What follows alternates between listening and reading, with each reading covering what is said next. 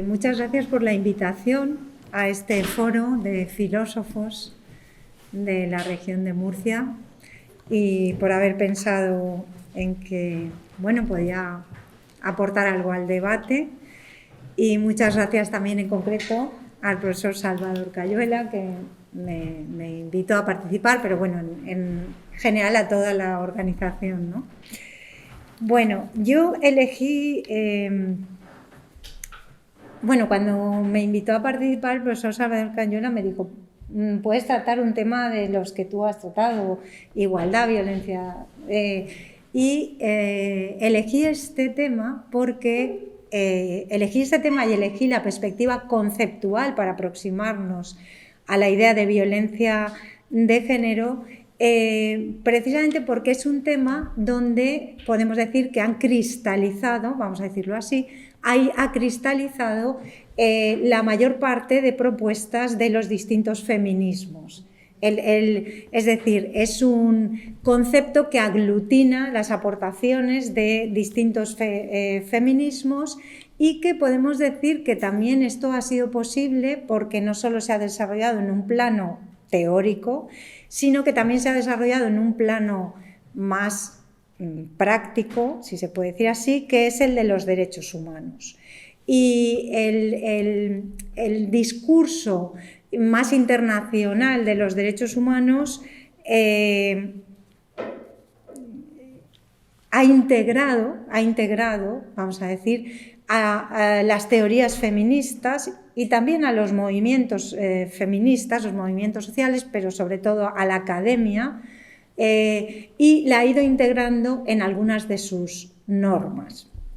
Entonces, ¿qué ocurre? Pues que cuando planteamos el tema de violencia, he elegido también el título Violencia por razón de género contra la mujer, porque es, digamos, la última idea que ha cristalizado en una resolución internacional del Comité del Comité contra la Discriminación de la Mujer, y es una resolución muy reciente que ha, podemos decir, asumido y reformulado la resolución clásica que siempre se cita, que es la 19, y esta es la resolución 35, que viene a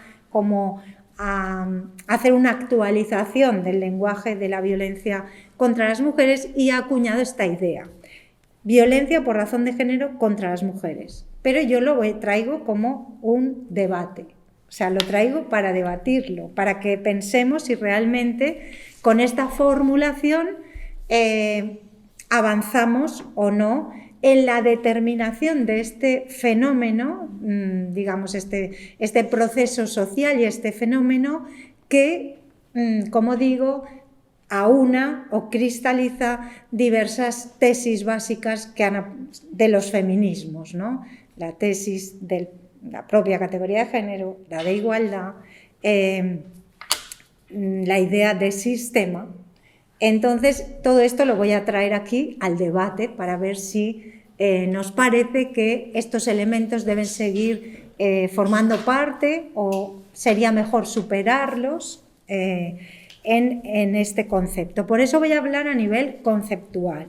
Luego, claro, yo hablo siempre también desde la perspectiva jurídica internacional y desde la perspectiva jurídica nacional, y esto de alguna forma siempre lo que hace es aterrizar unos conceptos que en términos generales se desarrollan, como en este caso, un término muy complejo que se desarrolla o que tiene aportaciones filosóficas, antropológicas, sociológicas y de otro orden, y que luego entra en el terreno del derecho. Y una vez entra en el terreno del derecho, el concepto tiene que estar acuñado, en muchas ocasiones pierde parte, vamos a decir así, de la fuerza, ¿no?, de la fuerza emancipatoria o de la fuerza crítica que tiene previamente. Cuando entra en el derecho, quizá hay cosas que se pierden. Esto nos ha pasado también con la propia idea de igualdad, ¿no? Y cuando vemos luego cuando examinamos en concreto las políticas de igualdad y cómo se articulan, pues decimos, de aquello que se generó, ¿no?, por parte de del pensamiento feminista a lo que ahora tenemos en el terreno del derecho, pues hay como una gran distancia. Pero bueno, la idea sería esta, ¿no? Que desde el punto de vista que voy a tratar de presentar, bueno, pues hay todo un desarrollo filosófico, antropológico, sociológico, sobre el concepto de violencia de la que son objeto las mujeres, vamos a decirlo así, y esto luego se adentra como una categoría jurídica, tanto y que nos viene, esta categoría jurídica viene tanto desde, vamos a decir, el desarrollo del derecho internacional de los derechos humanos como de cada uno de los derechos nacionales que dicen algo. Por ejemplo, si nosotros miramos en nuestro país, el concepto de violencia de género de la ley estatal no coincide con ningún concepto, exactamente con ningún concepto de violencia de género de las leyes autonómicas. O sea, que el propio concepto es distinto, subraya o pone el acento en unas dimensiones que no lo ponen en otras normas, ¿no? Y ahí ya tenemos una diversidad. Además, todo esto, como también se ha señalado antes, finalmente cristaliza también algunos supuestos de violencia. ¿Por qué nos interesa tanto este tema? Porque este tema tiene que, vamos a decir, es una pieza básica para comprender el funcionamiento de nuestros sistemas sociales, para comprender nuestra propia vida y para ver cómo hay que transformarlos. Por lo tanto, la transformación tiene que ser, vamos a decir, una transformación que abarque las estructuras sociales, etc. Y esta es la dificultad, ¿no? Por eso, una vez tenemos definido un fenómeno, tenemos que ver cómo nos aproximamos a él, con qué tipo de políticas, etc. Y en el ámbito jurídico, al final también tenemos lo que llamamos unos tipos penales en los que también cristaliza esta categoría y unos tipos penales que en general no satisfacen a nadie. No satisfacen a los jueces, no satisfacen a los abogados, no satisfacen a nadie porque, bueno, señalaré algunas cuestiones, pero no quiero perderme en esto. Vamos a quedar... Entonces, ¿qué es lo que pretendo hacer? A ver, que vea el tiempo, porque si no, yo me pongo a hablar y... ¿qué es lo que pretendo hacer? Pues yo lo que quiero es presentar me gustaría presentar un concepto de violencia sobre las mujeres por razón de género, anclado o, digamos, sustentado sobre dos grandes pilares. Uno, la violencia de género como violación de derechos humanos y la violencia de género como discriminación estructural. Estos serían los dos elementos del concepto. Pero yo diría que también son elementos que hoy se asumen por parte del feminismo, de las corrientes feministas actuales y que han cristalizado jurídicamente, ¿no? En Europa, por primera vez, tenemos un texto, desde 2014 entró en vigor, tenemos un texto que llamamos Convenio de Estambul, que es un convenio específico para luchar contra la violencia contra las mujeres en Europa y que por primera vez es un documento jurídico, vamos a llamarlo, como decimos los juristas, vinculante, ¿no? Obligatorio. O sea, los estados que lo firman tienen que asumir todas las obligaciones que se establecen en ese documento. Y esto es una novedad. O sea, por ejemplo, en el ámbito interamericano, este convenio que se llama la Convención de Belém do Pará, este mismo convenio existe desde hace casi 20 años y tiene ya como, digamos, un poso enorme, pero en Europa esto no lo teníamos, ¿no? Y entonces lo tenemos desde 2014. Bien, pues yo diría que tanto la idea que nos proporciona este convenio como los últimos desarrollos internacionales convienen en esta idea. La violencia por razón de género contra la mujer es una violación de derechos humanos y es discriminación estructural. Serían los dos elementos del concepto. Pero para entender estos dos elementos del concepto necesitamos cuáles son los elementos o los ingredientes de la concepción sobre la violencia de género, porque no podemos llegar a este concepto sin tener una concepción de qué estamos hablando. Y en ese sentido, me gusta, la violencia de género también es una realidad que podemos decir que como muchas de las aportaciones del feminismo, solo se ha podido integrar en los sistemas jurídicos a través de lo que llamamos las teorías críticas del derecho, ¿no? Porque el feminismo es una de las teorías críticas, hay otras, pero solo ha podido integrarse a través de esta idea de que el derecho es un instrumento capaz de transformar la realidad social y de que podemos pensar en sentido crítico y emancipador a través de una serie de categorías, y una de ellas era desvelar este fenómeno de la violencia de género. Sin este desvelamiento de este fenómeno, difícilmente se van a transformar algunas estructuras de desigualdad de las más profundas. Bien, entonces, yo diría, ¿qué elementos son necesarios en la concepción de esta idea de violencia de género? Y fundamentalmente me parece que son tres. Uno es seguir manteniendo la categoría género. Esto hoy es problemático. También se cuestiona la idea de que la categoría género sea una categoría enteramente plástica, que ya no esté definiendo, digamos, o ya no se interprete como se ha interpretado o como el feminismo ha tratado de presentarlo. Pero a mí me parece que es importante mantener esta categoría, entendida en sentido tradicional, como la construcción social que atribuye normas, pautas, roles y asigna modelos de socialización y de valor a la vida, vamos a decir, de lo que sería el sexo masculino y el sexo femenino, o el género masculino y el género femenino. Esta sería una idea a mantener. ¿Por qué? A mantenerla por lo menos en el ámbito del derecho y la política, o en el ámbito jurídico-político. ¿Por qué? Porque sigue siendo una categoría necesaria para seguir visibilizando estructuras de desigualdad, para seguir interpretando determinados modelos de desigualdad. Y esto me parece importante. Luego veremos que una parte de la crítica al concepto de violencia de género proviene de la indeterminación de la categoría género hoy. Pero yo creo que hay que seguir manteniéndola tal como el feminismo la propuso. Esta es una propuesta que hago que podemos discutir. La segunda es que me parece fundamental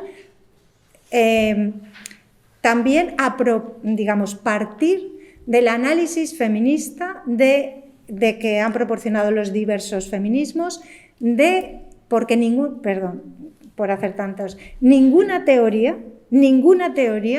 ha aportado una reflexión en la misma profundidad sobre la realidad de la interacción o de la recursividad entre los espacios públicos y privados, o la importancia del eje público-privado en la vida de las personas. Solo el feminismo ha sido capaz de desvelar que todo lo que hacemos en el espacio público y quienes se socializan en el espacio público lo hacen porque funciona el espacio privado doméstico, o que tenemos un espacio público y social, un espacio privado doméstico, ahora también llamado personal, ¿no?, que están en interconexión. Y por tanto, lo que se haga en uno repercute sobre quienes se socializan fundamentalmente en alguno de los dos ámbitos, proporcionando desventajas y ventajas. O sea, situando, porque, género, por supuesto, no quiere decir mujer. Género es una construcción social que distribuye papeles, por tanto, cuando hablamos de género no hablamos de mujer. Lo que pasa es que ya hay una identidad que a veces pero bueno. Entonces, esta idea de la relación público-privado tal como el feminismo la ha planteado, me parece que no podemos olvidarla ni orillarla, sino que tenemos que integrarla en el análisis.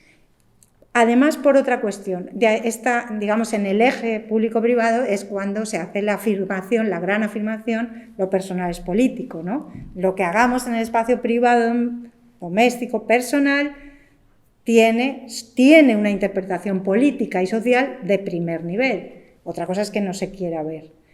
Pero segundo, lo que viene a decir es el espacio privado es un espacio donde también tiene que intervenir la justicia. No es un espacio invisible a la justicia, que es como se ha entendido tradicionalmente la relación o la vida en el espacio privado doméstico. Y además significa, y esto tiene una gran importancia, que entender esta interconexión tiene, en el caso de la violencia de género, un papel fundamental para comprender cuál es la responsabilidad de las instituciones públicas sobre lo que pasa en el espacio privado. Entonces, ese eje creo que es fundamental. Y el tercer eje es el de la desigualdad. La desigualdad o la violencia, vamos a decir, como desigualdad, es una desigualdad de vamos a decir, de unas características que, bueno, hay muchas autoras que lo han denominado de diferente forma, pero lo que viene a decir es que la sociedad está estructurada a través, hay unas estructuras que podemos decir jerarquizan la posición de las personas, les asignan valor y establecen de una forma, vamos a decir, institucionalizada, es decir, que permea todas las normas sociales, culturales, políticas, jurídicas, etc. Y a partir de ahí tiene capacidad para establecer las relaciones sociales, dándoles ese significado, donde unos tienen digamos, ocupan una posición subordinada a otros sujetos. Esta idea ha recibido diversas interpretaciones, puede ser interpretada en diversas claves. McKinnon habla de subalternidad, Jan habla de opresión y dominación, una profesora que a mí me parece interesantísima, que se llama María Ángeles Barrere, habla del término que se denomina subordiscriminación para poner de relieve esta idea doble. Existe el poder sobre y además podemos visibilizar a través de los distintos sistemas de poder que hay personas que ocupan una posición, un estatus subordinado, y esto se repite sistémicamente. Se repite sistémicamente y de alguna manera está interiorizado en los sistemas sociales. Esto no quiere decir que las personas que vivimos en estas condiciones, que somos, vamos a decir, en general todos, las personas que vivimos en estas condiciones estamos determinadas, que nuestra conducta está determinada, o sea que existe un determinismo social. Nosotros por supuesto, tenemos autonomía, tenemos capacidad de decisión, pero vivimos en un contexto, podemos decir, sistémico, de una desigualdad que por eso se caracteriza con un nombre especial: discriminación sistémica, desigualdad sistémica, es decir, una desigualdad que no solo sitúa a las personas, sino que sitúa a los grupos, en este caso, en general, hombres y mujeres. No quiere decir que todas las mujeres individualmente consideradas están ahí, pero como categoría están. Y esta es una pieza básica para entender la violencia de género y la discriminación estructural en términos generales. Es decir, la cuestión es que si nos dicen es que desde el punto de vista moral en la sociedad solo hay individuos autónomos, entonces realmente no podemos captar o no podemos entender o no podemos interpretar la trazabilidad, vamos a decir, de las desigualdades que son sistémicas, quiere decir que tienen capacidad para articular las relaciones sociales.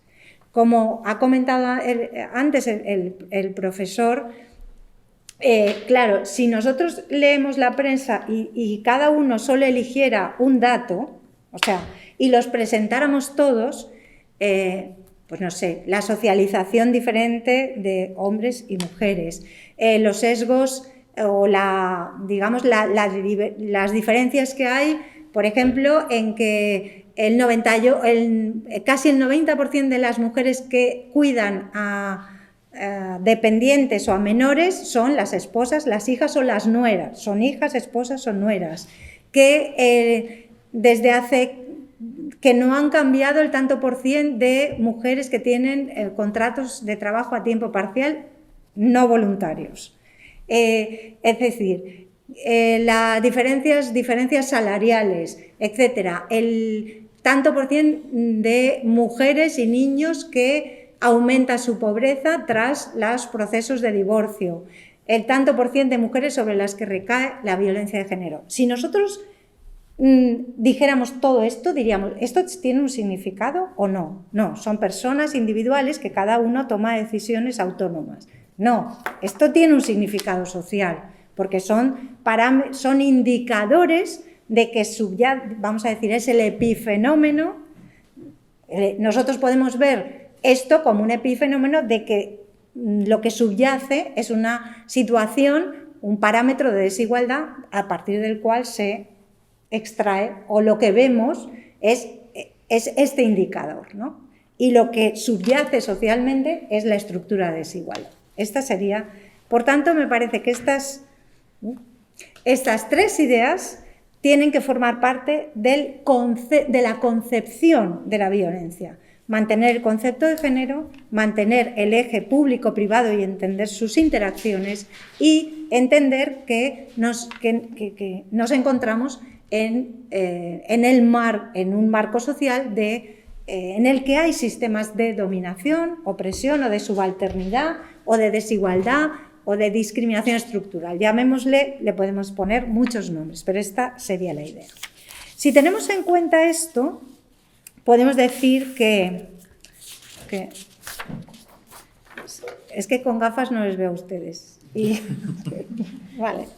Bueno, si tenemos en cuenta esto, o teniendo en cuenta estas claves interpretativas, podemos entonces dar un paso más y pensar, bueno, ¿qué significa que la violencia contra las mujeres por razón de género, que sería, digamos, el concepto, ¿no? Violencia contra las mujeres por razón de género, está integrado, este concepto está integrado por dos dimensiones. Una, se trata de una violación de derechos humanos y se trata de una discriminación. Se trata de estas dos cosas. Esto es lo que nos dice el Convenio de Estambul. Y podemos decir que sintetiza bien, sintetiza bien todas las aportaciones de las teorías feministas y los avances sobre la violencia. Claro, la clave evidentemente es por razón de género, ¿no? Porque luego la Convención también dice o que desproporcionadamente sufren las mujeres. Pero esta idea de desproporción a mí no me acaba de gustar. La idea de definir la violencia contra las mujeres como una violencia desproporcionada sobre las mujeres, primero porque es una afirmación que no es real, salvo que primero digamos cuáles son las formas de violencia sobre la mujer por razón de género.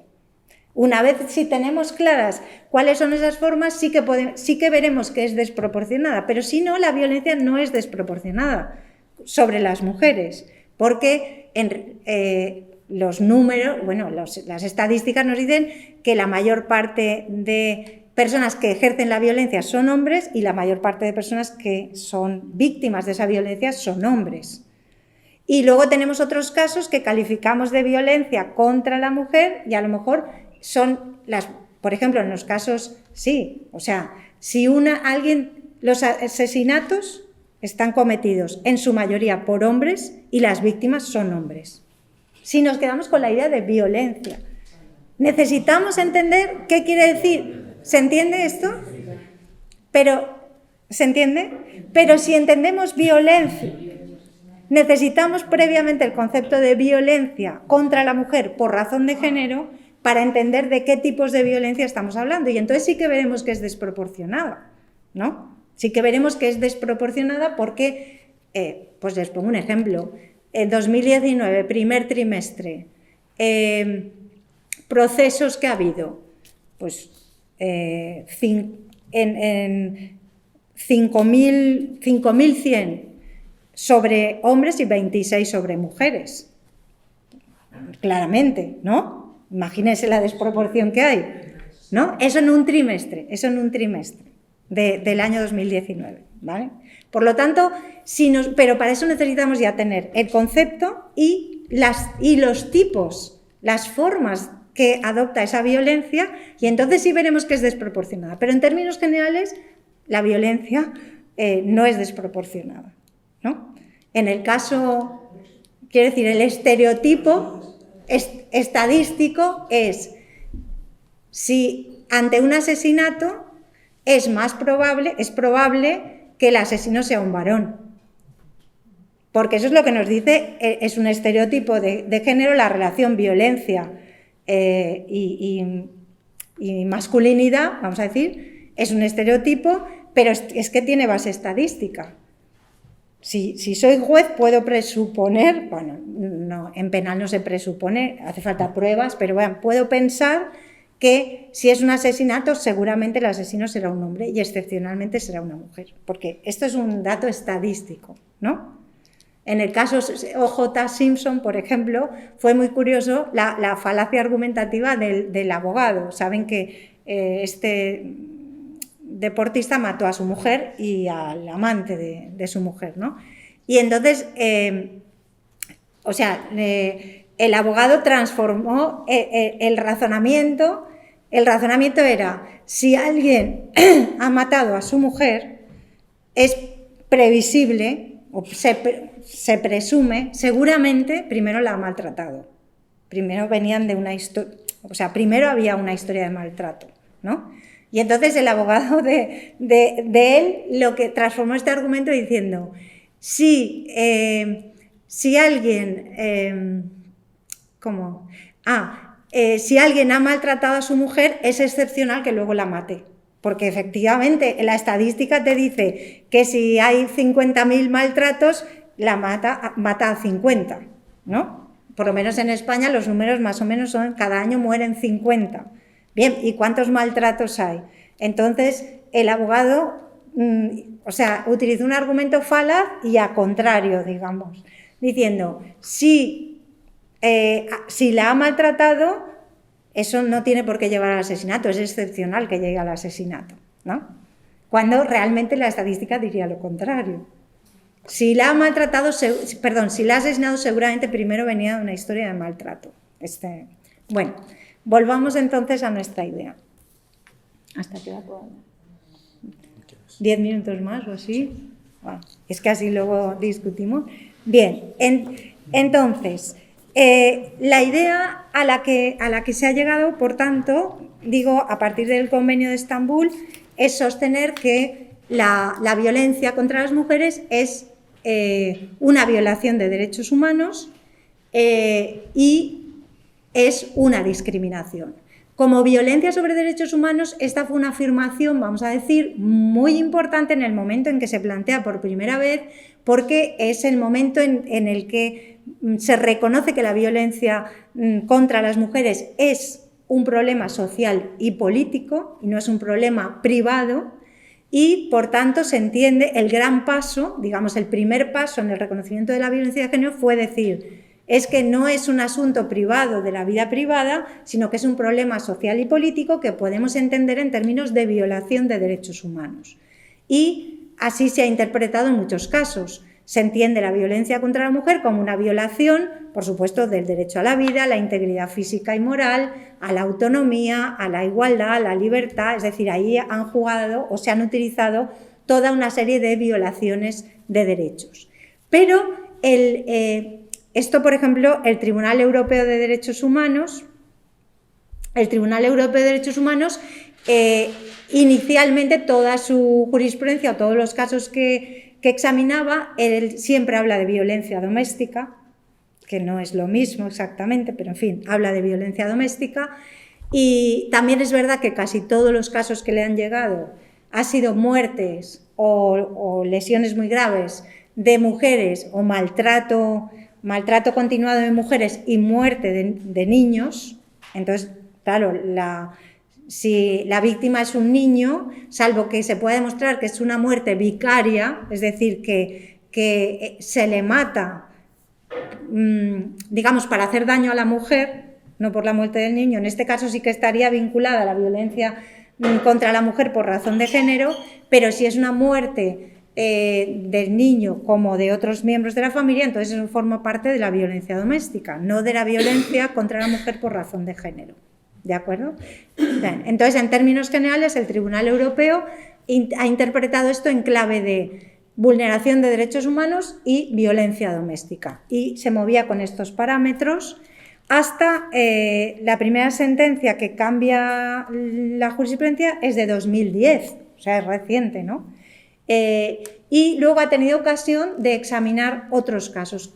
¿Dónde ha estado la importancia de el paso mental del tribunal? Reconocer que, primero, no se trata, por supuesto, de un asunto privado que se desenvuelve en el ámbito privado, sino que es un asunto con trascendencia social, y esto ha tenido, y que había una violación de derechos humanos de las mujeres y o de los niños.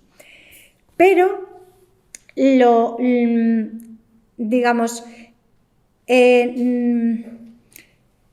a ver cómo lo diría. Y ahí dio un paso, en el sentido de decir, y esto significa que las autoridades públicas tienen responsabilidad por la vida y los derechos de estas personas. Es decir, que cuando se juzga, el tribunal juzga a alguien, juzga al Estado turco o a Moldavia, digo los casos que ha habido, Moldavia, Latvia, Italia, Austria, es decir, juzga al Estado y lo juzga por no haber sido capaz de proteger la vida de las mujeres y los niños, cuando tenía la responsabilidad y el deber de diligencia debida, una vez tenía conocimiento de las denuncias, de poner en marcha la maquinaria, luchar contra la impunidad, contra la pasividad policial, porque toda esta pasividad policial, etcétera, es un signo de que no se le da importancia a esta violencia en algunos países, ¿no? Entonces, ¿qué ocurre? Entonces dice, sí, entonces esto genera una responsabilidad y una obligación en los poderes públicos de proteger la vida de esto. Si no la protegen, el responsable es el Estado, que debía haber puesto en marcha toda su maquinaria institucional para proteger la vida de estas personas. Pero, y además, otra cuestión que también es para el debate, reconoce que las mujeres en estos casos, como víctimas de violencia doméstica, tienen que tener una especial protección derivada de que sean reconocidas como sujetos vulnerables. Y esto es una cuestión que a mí me gustaría señalar, porque el tribunal tampoco ha reconocido hasta muy recientemente que esta violencia tiene relación con la discriminación, ¿no? Entonces, cuando no se reconoce que esto tiene relación con la discriminación, en realidad el caso se examina como la relación interpersonal entre dos sujetos, una víctima y un victimario. Claro, solo la perspectiva de la discriminación es la que te permite, y el concepto de género, es el que te permite interpretar que aunque ante ti, digamos ante el juez, lo que hay es una relación de dos personas, esa relación está en un contexto que es lo que le da un sentido interpretativo y un contexto de discriminación. Por eso yo creo que una de las cuestiones a replantearse es el concepto de vulnerabilidad, en el sentido de que me parece que no es no es coherente, primero, hablar de las mujeres como grupo vulnerable. Las mujeres no son un grupo vulnerable, no son un grupo, somos la mitad, más de la mitad de la humanidad en cualquier contexto que se piense. Por lo tanto, un grupo no somos. Vulnerables, por ser mujeres, tampoco. Estás en determinadas situaciones, por ejemplo, la de violencia de género sí que puede hacer que estés en una situación de vulnerabilidad porque quedas en una situación, vamos a decir, como de indefensión o ante un riesgo inminente del que no puedes defenderte o protegerte. Pero eso no hace que se aplique la categoría genérica de vulnerabilidad, me parece a mí, que es propia más bien de grupos digamos, minoritarios y utilizar esto analógicamente con respecto a las mujeres. A mí, estos no sé si ustedes han visto, pero hay muchos libros que... los derechos humanos y los grupos vulnerables, ¿no? A ver, es capítulo 1, las mujeres, 2, los niños, 3, los inmigrantes, 4, ¿no? personas con discapacidad, 5, bueno, ¿esto qué es? O sea, el mundo está dividido en grupos de personas vulnerables. Creo que esto lo tenemos que repensar. Primero, jurídicamente, ¿qué quiere decir alguien vulnerable? Necesita una especial protección. Bien, esto lo puedo aceptar. Pero la clasificación de los seres humanos en grupos vulnerables, creo que hay algo ahí que tenemos que pulir y pensar más. Bien, el segundo elemento, digamos, también, es que quería decir algo más, pero como no hay mucho tiempo. Vale, mujer... Bueno, y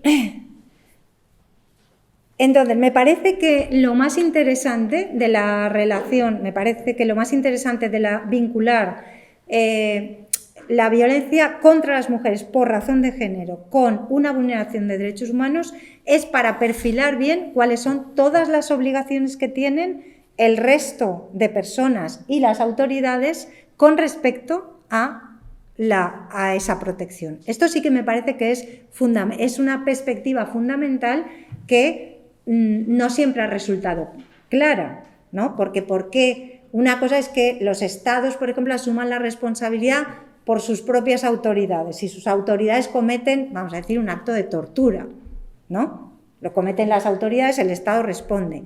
Pero que el Estado responda por la acción de un sujeto en un proceso social de violencia, digamos, que no está directamente relacionado con el Estado, es más raro.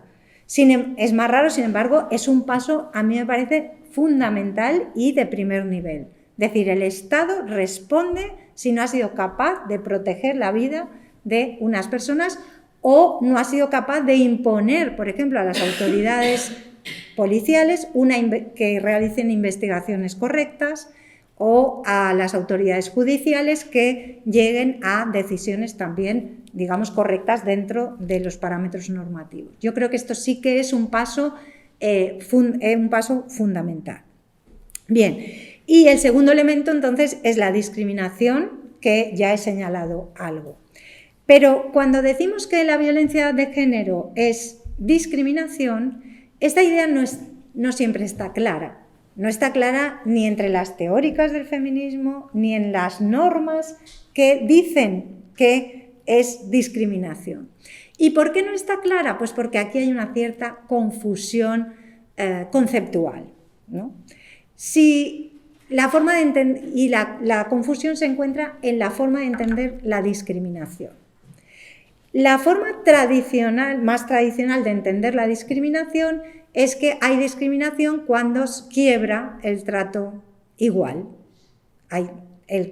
O entender la discriminación como una falta de acceso a recursos o a oportunidades. Decimos las personas están discriminadas cuando no se les ha tratado de acuerdo con el principio de igualdad de trato o cuando, como mucho, durante, digamos, la etapa del Estado social o bienestarista, se decía las mujeres están discriminadas porque no tienen acceso a recursos o a oportunidades. Y entonces se planteaban determinadas políticas públicas pensadas en términos de acciones afirmativas en algunos casos. Bien, Pero, sin embargo, el concepto fuerte de discriminación, que es el que el que necesitamos integrar en nuestra interpretación para comprender la violencia sobre las mujeres por razón de género, es el concepto que he señalado antes de discriminación estructural o de subordiscriminación, como dicen otras autoras,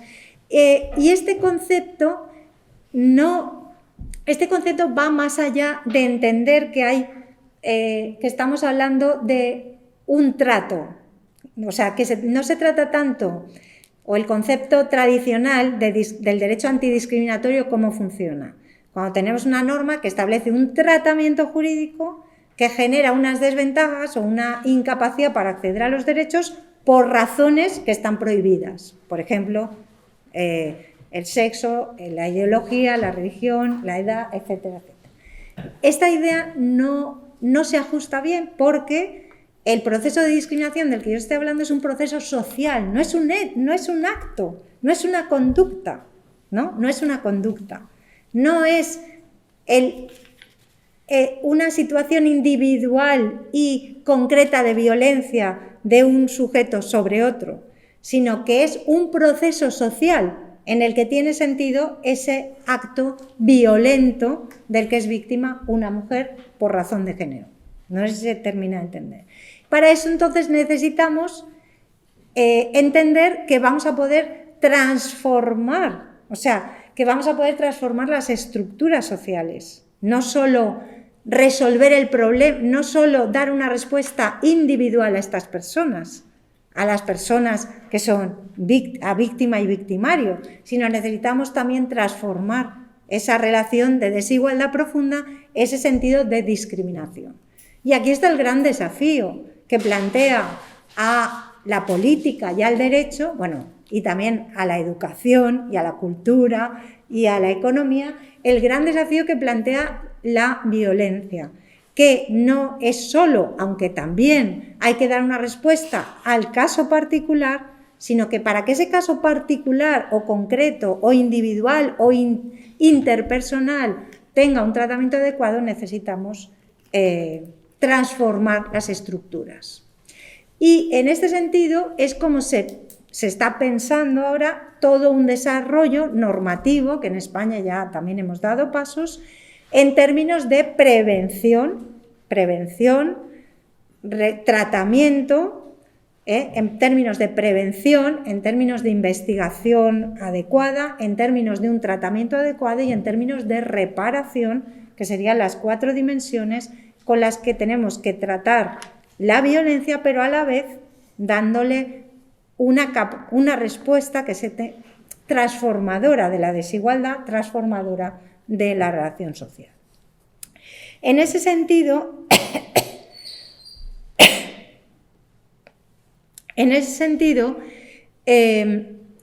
me parece que las respuestas actuales están centradas en cómo realmente esta idea de la violencia de género como discriminación estructural o sistémica, llámenla así, lo que hace es ampliar y mejorar la perspectiva de la violencia como vulneración de derechos humanos, porque lo que hace es dar una dimensión sustantiva a la igualdad, o sea, pensar la igualdad en términos sustantivos o materiales y no en términos formales. Eso no significa que...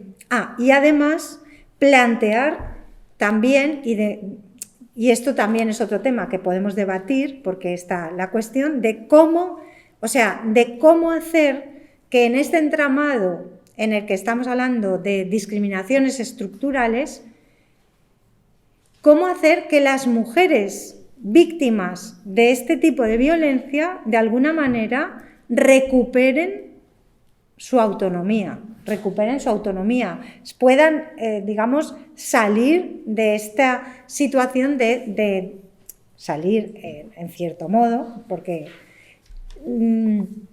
salir de esta situación y recuperar esta autonomía.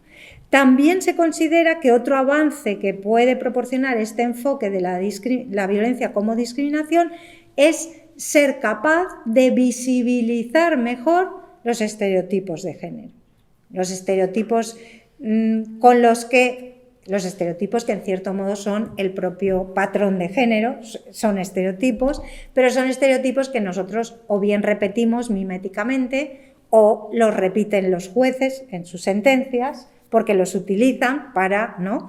Como por ejemplo, hay un estereotipo que es cómo debe reaccionar una víctima de abusos sexuales. ¿Cuál debe ser el tipo de reacción que debe tener? De acuerdo con el tipo de reacción que debe tener, pues tiene que ser clara, tiene que ser enérgica, tiene que oponerse, etcétera, etcétera. De ahí luego resulta una interpretación de una norma, ¿no?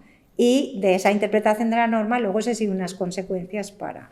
Entonces se entiende también que esta idea de vincular violencia y discriminación será capaz de hacer aflorar o visibilizar mejor todos o buena parte de los estereotipos de género con los que nos movemos.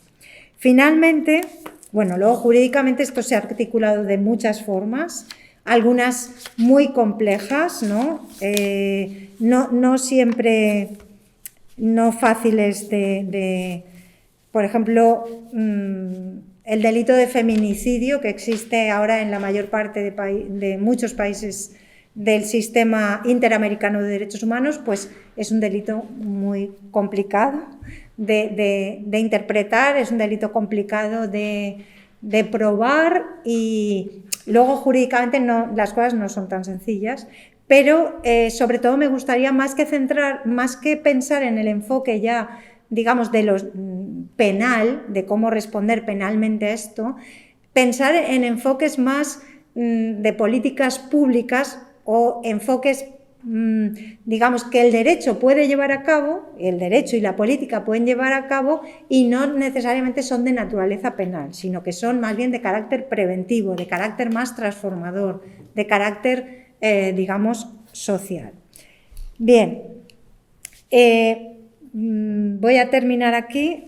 Me gustaría sí decir que el concepto y la concepción de la violencia contra las mujeres por razón de género, pues es una cuestión inacabada. Como pueden ver, casi he planteado más dudas que certezas, es una cuestión inacabada, es algo que tenemos que seguir pensando porque no tenemos todos los elementos claros del concepto ni de la concepción para decir, bueno, ahora ya vamos a darle un tratamiento jurídico-político adecuado, ¿no?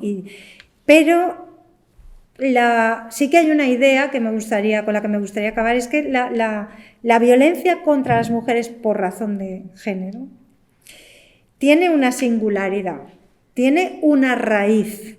Por mucho que las mujeres seamos diversas, por supuesto, claro que somos diversas en todo, ¿no? Tiene una raíz ligada a los presupuestos que he señalado, ¿no? Dado que forma parte de un sistema de desigualdad que tiene una profundidad y un calado enorme y esta raíz, esta desigualdad, esta discriminación es la que permite identificarla como tal. Esto se puede no querer ver, pero la raíz profunda de la desigualdad es esta hondura, esta desigualdad tan honda que además hace que, y esto, bueno, luego lo podemos comentar, se aprueban por parte de muchos sistemas jurídicos muchas leyes de igualdad que no son capaces de revertir algunas estructuras, algunos supuestos, no hay forma de hacerles frente. Y cuando nos preguntamos, bueno, y tanta legislación sobre igualdad y no hemos conseguido estas cosas que eran tan básicas, ¿no? Igual salario por igual trabajo, disfrutar por igual de permisos de paternidad, bueno, cosas que, ¿por qué? Y entonces tenemos esta raíz profunda de la desigualdad. Bueno, muchísimas gracias.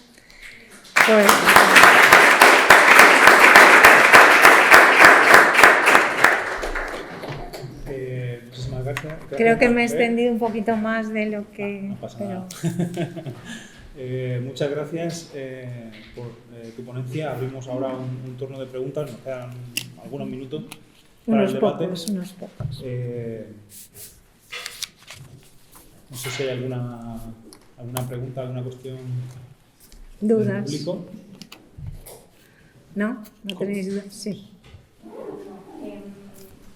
ya comentarios sobre la vulnerabilidad, ¿no? Me gustaría saber en qué sentido considerás que debería o resignificarse o cómo se debería considerar el concepto de vulnerabilidad respecto a la mujer que comentaste en el ámbito jurídico, porque lo que respecta al ámbito filosófico, en el pensamiento feminista, actualmente hay muchas feministas recuperando precisamente el concepto de vulnerabilidad, no descartándolo al revés, sino llevándolo al centro de la cuestión. Salió ayer el tema precisamente, salió el nombre de Judith Butler o de Adriana Barreto, entonces que precisamente lo recuperan para confrontar lo que es el teorema de la violencia o digamos, el mito del guerrero, ¿no? Que ha predominado por la sociedad así occidental.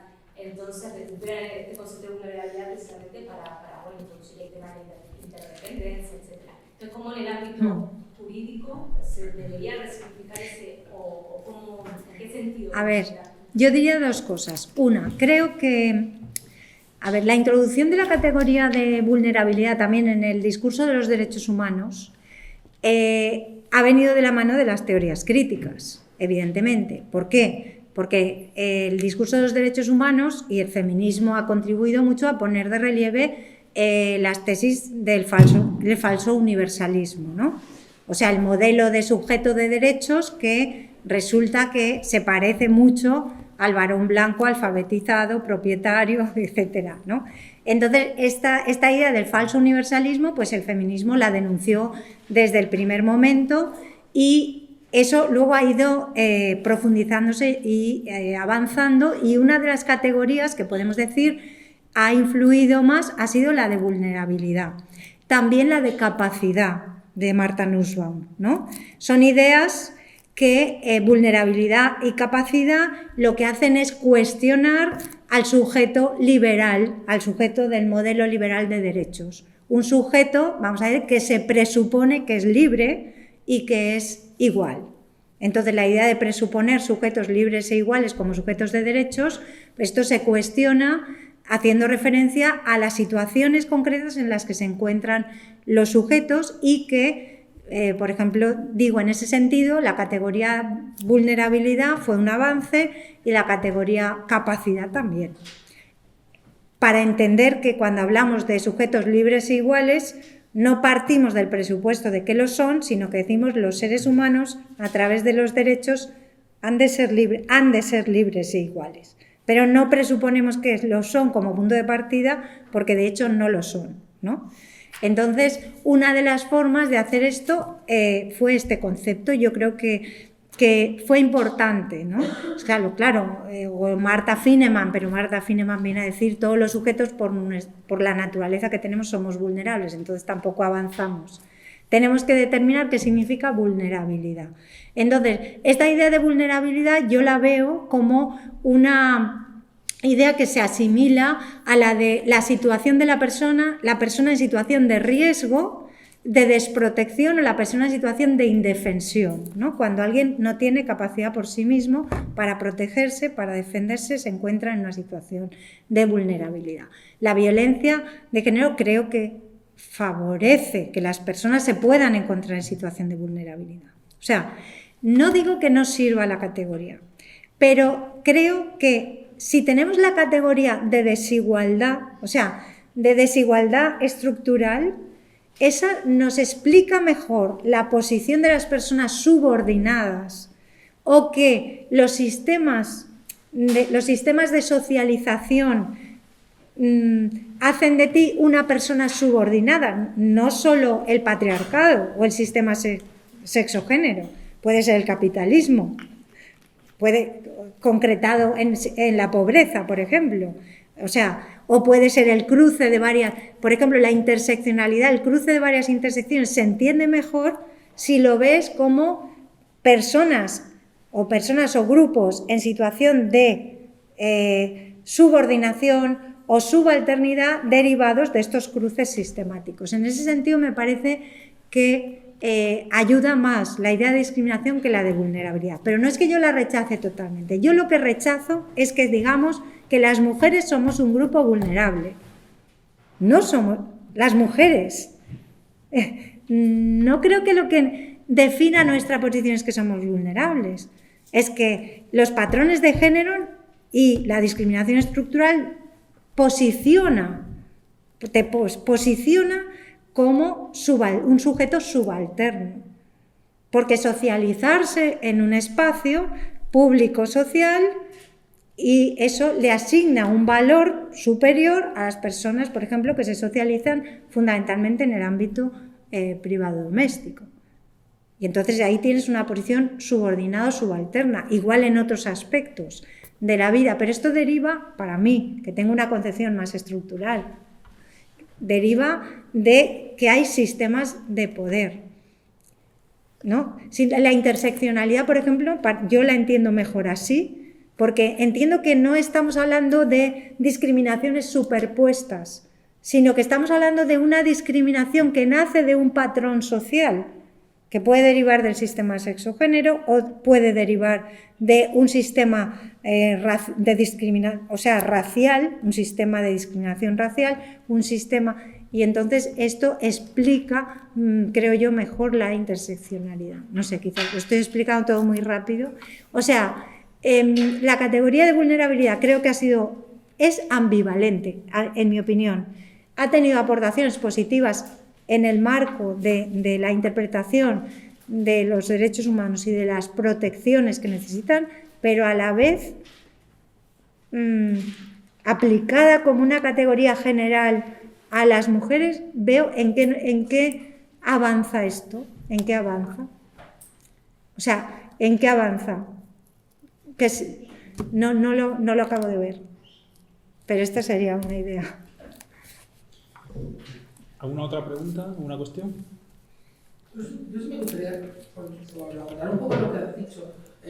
Si no recuerdo yo mal, en Butler, la idea de vulnerabilidad precisamente hace referencia a una categoría que es prácticamente etológica, es decir, somos vulnerables en el momento que somos cuerpo. Como fin. Entonces, bueno, hay una serie de consecuencias, porque en realidad lo que viene a decir es que somos humanos, es decir, somos lo que somos porque somos vulnerables y por tanto somos abiertos al mundo, tenemos la capacidad de ser afectados y de afectar a los demás, desde la perspectiva de una ontología relacional. Pero Butler también define, lo que no recuerdo ahora mismo era el término concreto que lo estaba mirando, define lo que serían los procesos de vulnerabilización, que son cosas distintas, hay que hacer una referencia a esto que tú estás diciendo, al mismo tiempo que pone de manifiesto los agentes causantes de esa vulnerabilidad. Es decir, igual ahí, a partir de esa sí podría ser, o sí veo que hay mayor utilidad, ¿no? A la hora de utilizar ese término, esa idea de vulnerabilidad dentro de un concepto. O sea, que la discriminación estructural puede vulnerabilizar a las personas, por supuesto, claro, porque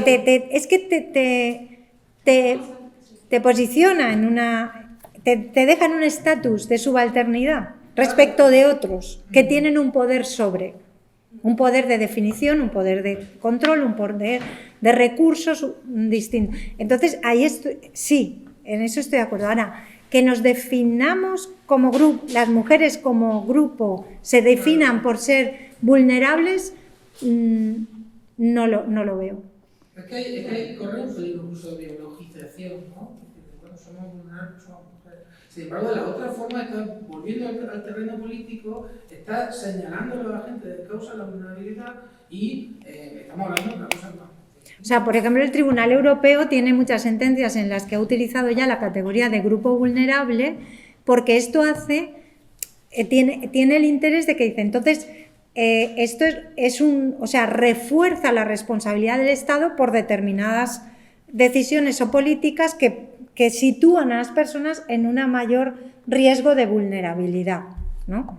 O sea, tiene casos en los que, por ejemplo, con respecto a la inmigración, ha decidido que era la propia actitud del Estado la que había generado la situación en la que había quedado esa persona totalmente desprotegida y vulnerable, ¿no? Y entonces atribuye al Estado toda la responsabilidad eso sí lo veo. Ahí sí veo que que es las propias políticas o las normas las que hacen que las personas se encuentren. Ahora, y luego que también los sistemas de poder pueden hacer que grupos estén en posición más, digamos, de riesgo, de mayor vulnerabilidad. Yo es que la vulnerabilidad la entiendo fundamentalmente como una mayor exposición al riesgo, la desprotección o la indefensión. Me gusta mucho el término indefensión. O sea, alguien que se queda desprovisto de la capacidad de defenderse o de protegerse. Se queda a expensas de otros. Me gusta esa idea. Eso, por ejemplo, médicamente, ¿no? ¿Cuántas veces uno se siente vulnerable? Por poner un ejemplo, ¿no? Entonces, esa idea como de un poco de indefensión me gusta, me parece una idea poderosa.